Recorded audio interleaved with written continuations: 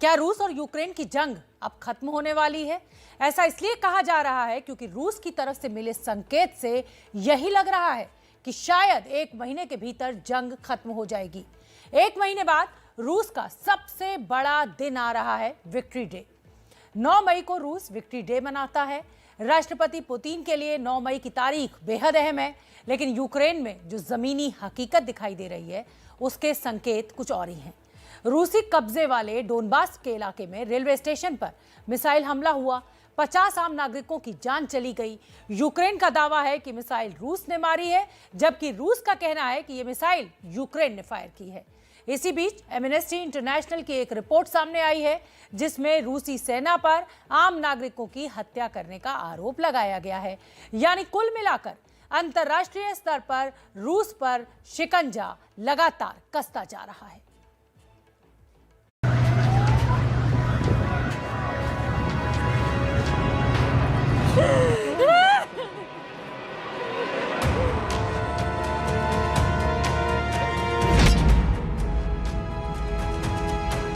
क्या रूस और यूक्रेन की लड़ाई अब दोनों देशों की सेनाओं से निकलकर आम नागरिकों की हत्याओं पर आ गई है?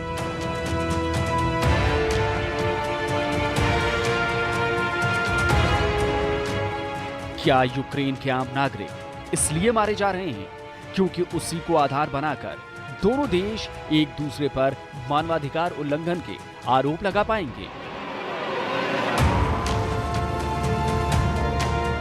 बूचा नरसंहार की गूंज अभी कम भी नहीं हुई थी कि रूसी कब्जे वाले दोनेत्स्क में मिसाइल अटैक से दूसरे नरसंहार को अंजाम दे दिया गया।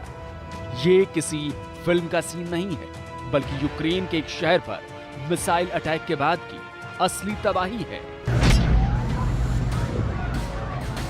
ये लाशें दोनेत्स्क के क्रामातोर्स्क के रेलवे स्टेशन की, जहां पर लोग वहां से निकलने के लिए ट्रेन का इंतजार कर रहे थे, लेकिन तभी वहां मिसाइल आकर गिर गई। धरती से टकराने के बाद मिसाइल में जब विस्फोट हुआ तो उसने तबाही मचा दी। लोगों को भागने का मौका तो छोड़िए, सोचने का वक्त भी नहीं मिला और उनकी मौत हो गई।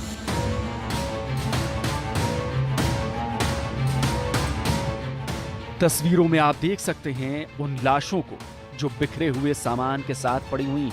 हमले के फौरन बाद बचाव दल पहुंचा और फिर घायलों को अस्पताल में भर्ती कराया गया।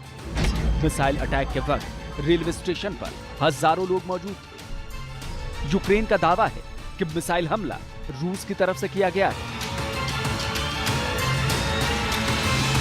This is how Russia came to protect the Donbass, how they view the protection of the Russian-speaking population. And this is the 44th day of our reality. After 8 years of war in the east of Ukraine, I would like all of us to commemorate with the moment of silence all those who were killed by Russian missiles, Russian bombs, and Russian arms. Thank you. जिस railway station पर missile से attack हुआ है वो रूस समर्थित विद्रोहियों के कब्जे वाला इलाका है। यूक्रेन के राष्ट्रपति जेलेंस्की का साफ तौर से इस हमले के लिए रूस पर तो आरोप लगाया जा रहा है, साथ ही वो एक तीर से 2 शिकार करने की कोशिश कर रहे हैं। जेलेंस्की के निशाने पर एक तरफ रूस है तो दूसरी तरफ इससे डोनबास में रहने वाले लोगों को भी वो उकसा रहे हैं कि रूस अपने फायदे के लिए उन पर भी हमला करने से परहेज नहीं कर रहा है। जाहिर है वो डोनबास इलाके में रूस के खिलाफ माहौल बनाना चाहते हैं, लेकिन ऐसा नहीं है कि रूस को इसकी खबर नहीं है। रूस की तरफ से जेलेंस्की के आरोपों का फौरन खंडन आ गया। रूस की तरफ से जारी बयान में कहा गया है कि यूक्रेनी राष्ट्रवादियों के कब्जे वाले इलाके से दोनेत्स्क शहर के रिहायशी ब्लॉक पर टोचका यू मिसाइल से हमला किया गया। मिसाइल के वॉरहेड में विस्फोट से कई नागरिक मारे गए हैं।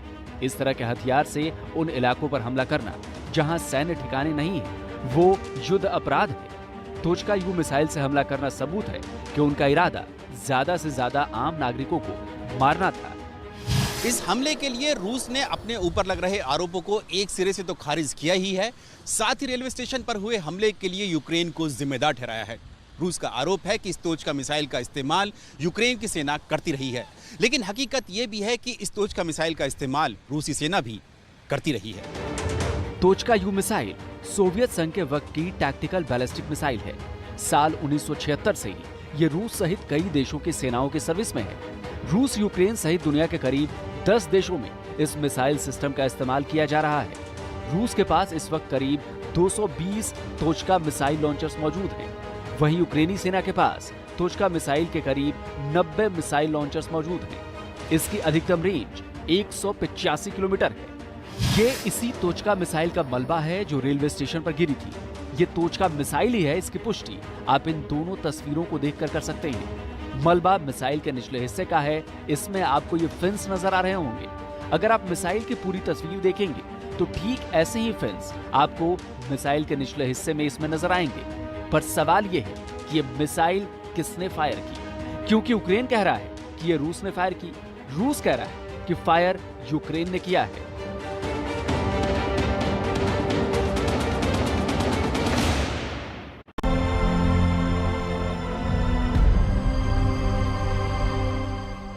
अब मिसाइल किसकी थी ये तो निष्पक्ष जांच के बाद ही पता चल पाएगा, पर इतना तो तय है कि लड़ाई में निर्दोष लोगों की जान जा रही है। बूचा में आम नागरिकों पर जिस तरह के अत्याचार की तस्वीरें आई हैं, उससे पता चलता है कि युद्ध की कितनी भारी कीमत आम लोग चुकाते हैं। इसी बीच मानवाधिकारों के लिए काम करने वाली संस्था एमनेस्टी इंटरनेशनल की एक रिपोर्ट में कहा गया है कि रूसी सेना ने यूक्रेन में गैर कानूनी हत्याएं की हैं। उनके सैनिकों ने आम नागरिकों का कत्ल किया है।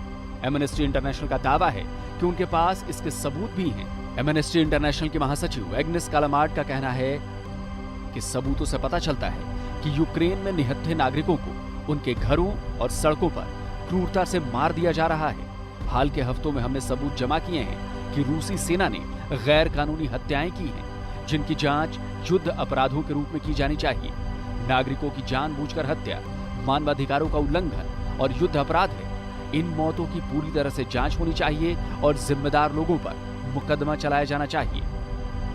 यूक्रेन में मानवाधिकारों के उल्लंघन के सबूत जमा करने के लिए एमनेस्टी इंटरनेशनल ने 20 से ज्यादा लोगों के इंटरव्यू लिए हैं, जो रूसी सैनिकों के अत्याचार के चश्मदीद गवाह हैं। ये उन 4 इलाकों के लोग हैं जहां पर आम नागरिकों की सबसे ज्यादा मौतें हुई हैं। ये इलाके हैं वोदोनाविका, वोरजेल, होस्टोमेल और बूचा। जाहिर है आम नागरिकों की हत्याएं और रूसी सैनिकों द्वारा मानवाधिकार उल्लंघन का मामला बेहद गंभीर हो चुका है। संयुक्त राष्ट्र मानवाधिकार काउंसिल से भी रूस को इसी आधार पर निकाला जा चुका है। हालांकि रूस अपने ऊपर लग रहे आरोपों से इनकार कर रहा है, लेकिन जिस तरह की तस्वीरें युद्ध के मैदान से आ रही हैं, उससे एक बात तो साफ है कि इसमें कोई शक नहीं कि आम लोगों को मारा तो जा रहा है।